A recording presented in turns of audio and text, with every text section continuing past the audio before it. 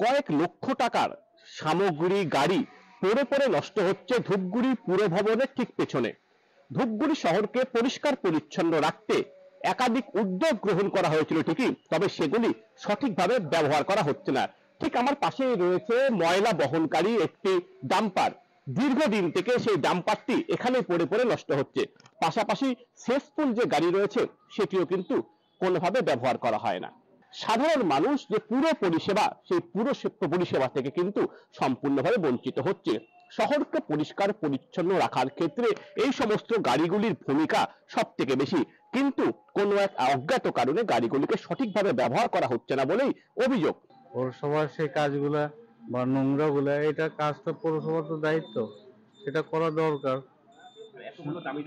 হ্যাঁ হ্যাঁ, নষ্ট হয়ে যাচ্ছে। তারপর ড্রেন সেভাবে কাজ হচ্ছে না। কোনো একটা কাজ করতে গেলে পরে আগে হচ্ছে হিসাব হচ্ছে কতটা কাটমানি পাবে, ফলে গাড়িগুলোকে নিয়ে এসে ফেলে রাখছে, কিন্তু সেগুলো থেকে যা কাটমানি খাওয়ার খেয়ে নিছে, এখন সেগুলো নষ্ট হলেও কার কি যায় আসে?